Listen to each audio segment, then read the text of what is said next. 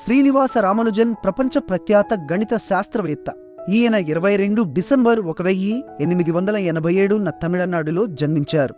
రామానుజన్ తండ్రి శ్రీనివాస అయ్యంగార్, రామానుజన్ తల్లి కొమ్మలటమ్మన్.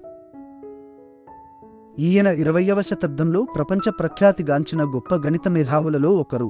ఈయన 1909 జూలై 14న జానకి అమ్మల్ను వివాహం చేసుకున్నాడు. 1729 నంబరును రామానుజన్ సంఖ్యగా పిలుస్తారు. భారత ప్రభుత్వం రామానుజన్ పుట్టిన రోజున జాతీయ గణిత దినోత్సవంగా ప్రకటించింది. రామానుజన్ భారతదేశానికి చెందిన వారు కావడం మనందరికీ గర్వకారణం.